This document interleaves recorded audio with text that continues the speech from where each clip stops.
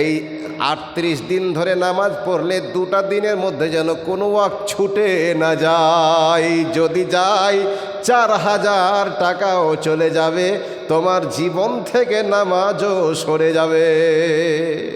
অতএব এই 2টা দিনকে তুমি খুব ছোট কাছে মনে করিও না। এটাই তোমার জীবনের কাল হতে পারে।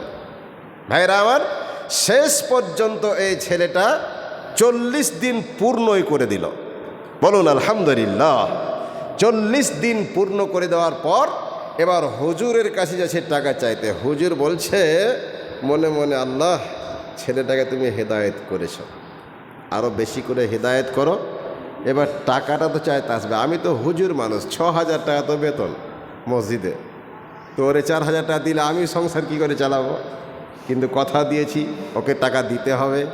এখন এই মুহূর্তে কি করা যায়? আল্লাহ, একটা মাথায় ব্রেন দাও যেন ছেলেটাকে বুঝাতে পারি। আমি তো টাকা দেওয়ার উদ্দেশ্য ওকে বলিনি, ওকে উদ্দেশ্য ছিল যে 40 দিন নামাজ পড়লে ছেলেটা অটোমেটিক নামাজি হয়ে যাবে, তাই না? এই ছিল আমার উদ্দেশ্য, টাকার উদ্দেশ্য ছিল না আমার। তো ছেলেটা এসে বলছে, হুজুর টাকা দিন।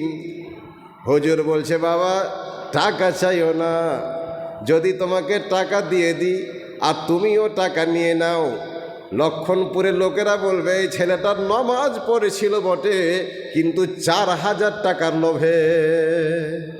এই দুর্নামবাজি বাপ, তুমি তো এখন নামাজি হয়ে গেছে। তো আর টাকা মাকা চাইও না, যাও আল্লাহকে ধরো, আল্লাহ তোমাকে যেন হেদায়েত করে, তুমি যেন নামাজি হয়ে যাও, পরকাল তোমার যেন সুখে হয়।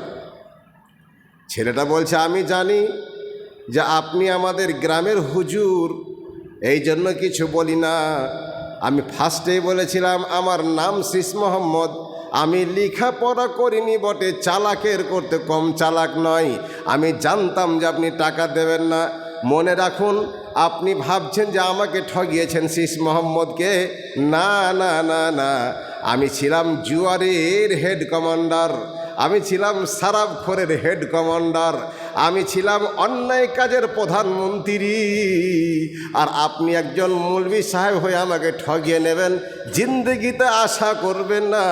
আমি 40 দিন ধরে নামাজ পড়েছি বটে, একদিনও অজু করিনি। কি বুঝলেন? ও ভাবছে যে আমিকে ঠকবে, টাকা দিবে না মৌলী সাহেব, তো আমি নামাজ পড়েছি কিন্তু উজু করিনি, আমি তো ঠকলো কে? মৌলী সাহেব আমাকে ঠকাবেন আপনি? তাহলে চিন্তা করুন, ছেলেটাকে ভালো দাওয়াত দিতে গিয়ে ছেলেটা নিজেই জাহান্নামের পথকে বেছে নিল। তা আজকে আমরা আমাদের মতো হুজুররা যদি আপনাদেরকে বলি, ভাই নামাজ ধরবেন না, মৌলী সাহেব বয়স যে হয়নি, যে বয়স হোক এখানে। আচ্ছা বলেন, যেই দিন থেকে আপনি জন্ম নিয়েছেন সেই দিন থেকে আপনার বয়স কমছে না বাড়ছে? কমছে। তাহলে আপনি বয়স হয়নি যে বলছেন কোন যুক্তিতে? এটা যুক্তি চলবে না। যখনই হুজুর বলবেন নামাজের কথা, আপনি পারতপক্ষে নামাজটা ধরে নিন। আর যদি কোনো বাহানা থাকে তো ভদ্র ভাষা দিয়ে বাহানাটা করুন। নামাজে তো কোনো বাহানাই চলবে না। ভদ্র ভাষা এমনভাবে কথা বলুন হুজুর যেন কষ্ট না পায়। এবং হুজুর যে কথাটা বললেন কার জন্য বললেন? হুজুরও তো আপনি ছেলে নয়, আপনি ভাইও নয়, আপনি ভাতিজাও নয়, কিন্তু আপনার কথাটা বললে কেন, এটা মাইন্ডে রাখতে হবে, এই বিষয় নিয়ে গবেষণা করতে হবে। আমার ভাইয়েরা, এতক্ষণ অ্যাডিশনাল গল্পর সাথে কিছু জ্ঞান আপনাদেরকে অর্জন করালাম। এবার